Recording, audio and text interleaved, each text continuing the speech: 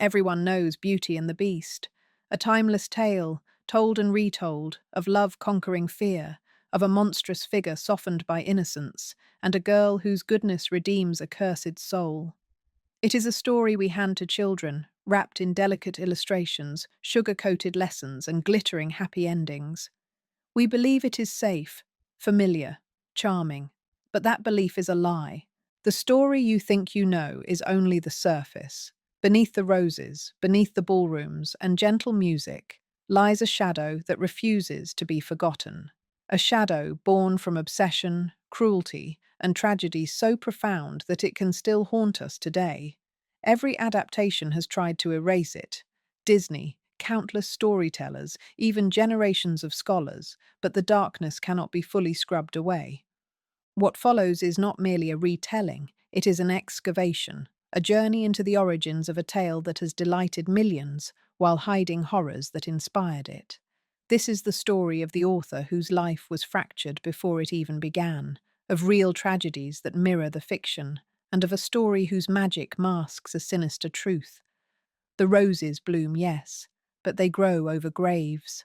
The story of Beauty and the Beast begins not in a ballroom or enchanted castle, but in the quiet streets and gilded salons of 18th century France. The author, Gabrielle Suzanne Barbeau de Villeneuve, was born into a world of rigid hierarchies and strict social expectations. A world where a young woman's worth was measured by her obedience, her beauty, and her ability to secure a suitable marriage. Her life was shaped by privilege on the surface and isolation beneath. Orphaned from her father at a young age, she was raised under the watchful eyes of relatives who valued appearances above all else. Villeneuve's childhood was marked by precarity and subtle cruelty. In the salons she frequented, whispers of scandal could ruin a reputation. In her household, obedience was demanded without question. Every interaction was a negotiation between survival and societal expectation. For a girl who loved stories, who lived in books and imagination, this was a world both stifling and terrifying. She learned early that innocence could be exploited and that kindness often carried a hidden price. These experiences would later shape the grotesque elegance of the Beast, the coercive pressure of Beauty's family, and the chilling sense that a single mistake could lead to ruin. Villeneuve was not simply writing a fairy tale. She was mapping the dangers of a world that had taught her fear, control, and quiet suffering. Every curse, every imprisonment, and every test of character in her story echoes the realities she endured and observed. The glittering palaces were masks for cruelty, the magical transformations were metaphors for survival, and the seemingly innocent heroine was a reflection of the author's own vulnerability in a world that demanded perfection and obedience. The version of Beauty and the Beast most people know is gentle, comforting, and predictable. Beauty arrives at the castle. The Beast softens. Love prevails. But Villeneuve's original tale is far darker. The Beast is not simply misunderstood. He is violent, unpredictable, and morally complex. He is a creature of power, capable of brutality, and he wields it without remorse. In her text, the castle is no sanctuary. It is a prison where obedience is demanded and survival is uncertain. Beauty's every movement is measured, her every choice observed. Every act of kindness she shows is tested against cruelty. Beauty's family is no benign presence. Her father is selfish and easily swayed by wealth and appearances. Her sisters, if they exist at all, are embodiments of greed and vanity. In Villeneuve's world, innocence is a fragile commodity, constantly under threat. The trials imposed upon Beauty are not lessons in virtue but exercises in endurance. The story punishes disobedience and rewards clever compliance. The threat is never abstract. It is immediate, tangible, and suffocating. Villeneuve's cruelty is deliberate and methodical. She lingers on the Beast's feral appearance, describing teeth, claws, and eyes that unsettle the reader long after the page is turned. The castle itself is described with cold precision, corridors that twist and trap, rooms that conceal danger, and objects that watch and judge. The tale insists that the world is not safe, that beauty alone does not guarantee protection, that love is never unconditional and can require unimaginable sacrifice. Every grotesque detail, every moral test, and every moment of suspense is drawn from Villeneuve's own life and observations.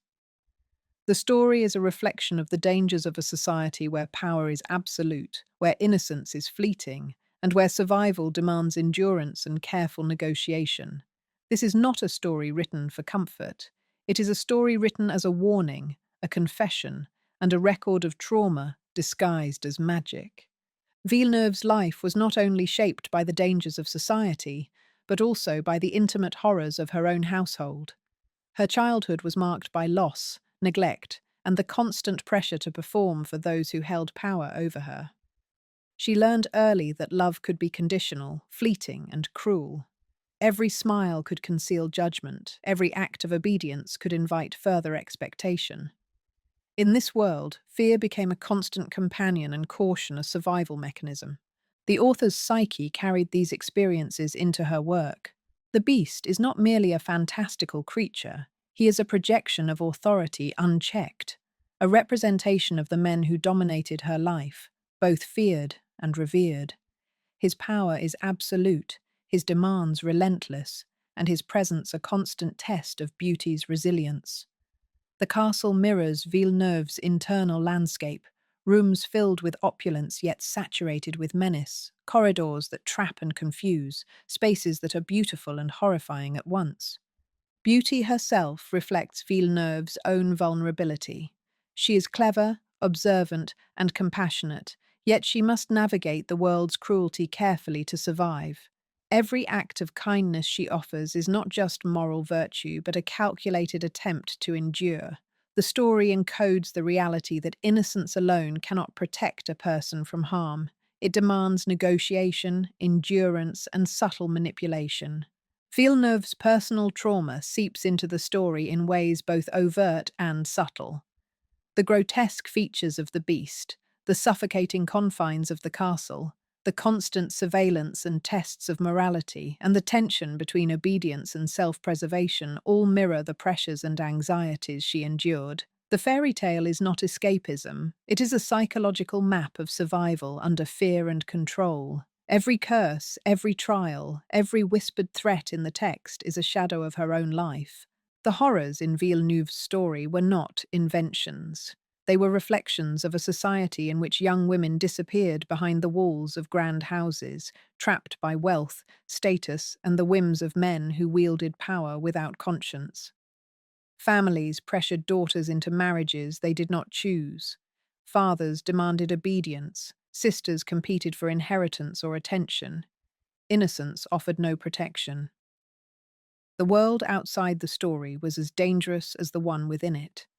Many girls in Villeneuve's era suffered quietly.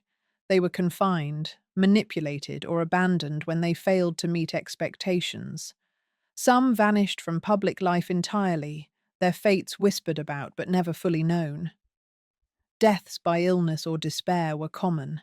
Even survival required navigating emotional and social traps that mirrored the trials imposed upon beauty. Every corridor of a mansion could conceal danger. Every rose in a garden could mark the edge of freedom or the warning of consequence. Villeneuve witnessed these tragedies firsthand. Friends, cousins, and neighbours suffered lives curtailed by cruelty or circumstance. Her story is haunted by these experiences. The beast is not a monster conjured from whimsy. He is a cipher for the men whose authority could destroy a young woman's life in a single decision. The castle, with its isolation, its tests, and its hidden dangers, is a reflection of the real-world traps that ensnared innocence and demanded compliance under threat of ruin. The fairy tale masks the terror, softens the pain, and renders the horrors almost magical. But to Villeneuve, magic and cruelty were inseparable. The story she wrote was a survival guide disguised as a romance. Every enchanted rose, every chained beast, every moment of fear is a record of real threats, real suffering, and real human cruelty. Children read of beauty's triumph. Adults, if they look closely, can see the shadows of lives destroyed behind the story's walls. Beneath the surface of Beauty and the Beast, beneath the dancing gowns and whispered declarations of love, lies a network of symbols that are far from innocent. Every character, every object, and every trial is a cipher, encoding Villeneuve's observations of cruelty, power, and survival. The beast is not simply a monster in appearance. He is the embodiment of authority unchecked, a living warning of the danger posed by absolute power combined with desire. His claws, his fangs, his piercing eyes are not merely decorative. They are reminders that danger often wears a human guise and that submission is frequently demanded under threat. Beauty herself is a study in endurance and adaptation. She is clever, observant, and cautious, yet her virtue does not shield her from threat. Her every test mirrors the choices the author and countless young women of her world had to navigate. Obedience could ensure survival. Disobedience could destroy. The roses, so central to the story, are never merely ornamental. They symbolize fleeting innocence, fragile beauty, and the inevitability of decay. Every petal falling marks the passage of time, the pressure of expectation, and the fragility of life itself. Villeneuve's castle is not a home. It is a labyrinth, a space of control and surveillance, a site where every decision carries consequence. Corridors twist like moral dilemmas, rooms conceal both comfort and danger, and invisible walls trap those who fail to understand the rules. The story repeatedly juxtaposes innocence and corruption, freedom and imprisonment, desire and threat.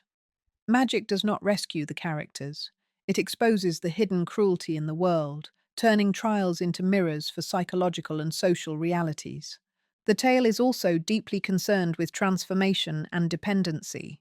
The beast's curse is not just physical, it is moral, emotional, and social. Beauty's role is to negotiate the curse through endurance, understanding, and careful manipulation.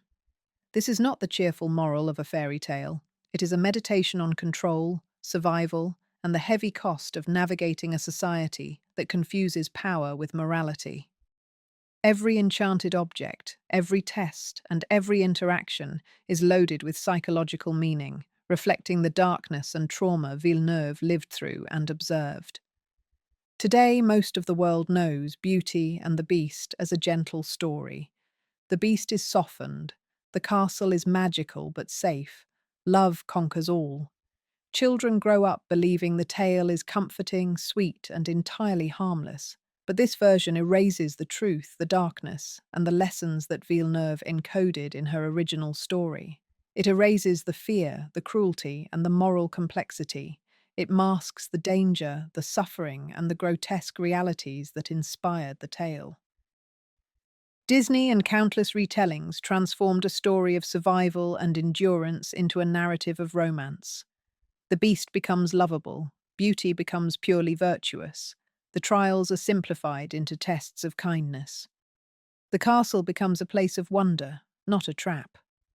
What was once a tale about negotiating cruelty and surviving a world that punishes innocence becomes a story of wish fulfillment and happily ever after.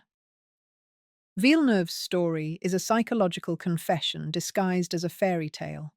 Every test, every chained door, every grotesque description of the beast is a record of trauma, control, and observation of human cruelty. Modern adaptations erase these truths. They smooth over the fear, soften the violence, and sanitize the danger. They present innocence as sufficient, virtue as protective, and love as inevitable. But for Villeneuve, and for the real young women she observed, life offered no such guarantees. Innocence could not protect them. Obedience could be coerced, betrayal was always possible, and survival demanded cunning and courage in equal measure. The story's darkness cannot be erased entirely. Even in its softened forms, the tale retains traces of horror, of the real-life cruelty and peril Villeneuve endured and witnessed. The gentle beast and the safe castle are shadows over a much deeper abyss, a history of suffering disguised as magic. Those who look closely can still see the sharp teeth, the lurking danger, and the price of survival encoded in the story's every corner. The cruelty Villeneuve observed in her world was not confined to fiction.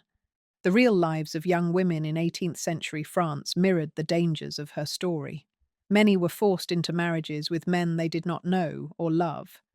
Wealth and status dictated their fate, and disobedience could mean exile, ruin, or worse. Innocence offered no protection. Beauty's trials were not fantasy, they were echoes of reality. Some young women vanished entirely. Families whispered of illness, accidents, or sudden deaths, though the true causes were often far more sinister. Illness could strike as swiftly as despair. Temptation, coercion, and betrayal lurked behind every gilded door. For those who survived, trauma lingered for decades, shaping marriages, families, and the very way they understood the world. Villeneuve witnessed these outcomes firsthand, recording them in her mind and in her pages. The beast is an extension of this reality. His power is absolute, his control is total, and like the men in Villeneuve's society, he demands obedience with no guarantee of reward or mercy. The castle is a reflection of the spaces that confined real lives, ornate, beautiful, and deadly. Every chained door, every hidden corridor, and every test of virtue mirrors the pressures and dangers faced by countless girls whose names history has long forgotten. Villeneuve's tale is a warning disguised as fantasy. The rose petals that fall are not merely romantic symbols. They mark the passage of time, the fleeting nature of innocence, and the inevitability of loss. The curse is not a storybook enchantment. It is a reflection of the real consequences of power unbalanced and lives controlled. Those who survived were often scarred. Those who fell were often lost entirely. Her story whispers of these tragedies, keeping them alive even as centuries pass, hidden beneath the surface of what the world chooses to remember as a simple tale of love. Beauty and the Beast is not merely a story of love, transformation, or magical redemption. It is a record of fear, endurance, and the cruel demands placed on innocence. Villeneuve's life, filled with loss, coercion, and observation of human cruelty, is woven into every page. The beast, the castle, the trials, and the roses are all shadows of real dangers faced by young women in a world that measured them by obedience, beauty, and compliance. Modern adaptations have smoothed the edges, softened the terror, and disguised the warnings as romance. But beneath the gilded veneer, the original story persists, carrying with it the echoes of suffering, endurance, and moral ambiguity. The fairy tale remains a mirror reflecting the dangers of power, obsession, and societal cruelty, even if the reflection is often ignored. To read Villeneuve's story closely is to confront discomfort, to feel the pressure of expectation, and to recognize the fragility of innocence in a world where beauty and obedience can be both shield and prison. The beast is not a figure to be loved without question. He is a reminder of authority unchecked. The roses do not bloom forever. They fall petal by petal, marking the passage of time and the inescapable consequences of living in a world that values control above compassion. Children may read the story and see magic. Adults may remember comfort. But those who look beneath the surface will see a tale of survival, of trauma, and of the price of obedience. Villeneuve wrote a confession disguised as a fairy tale. Her warning survives. The roses bloom. The beast waits, and the darkness that inspired the story remains, persistent, haunting, and impossible to forget.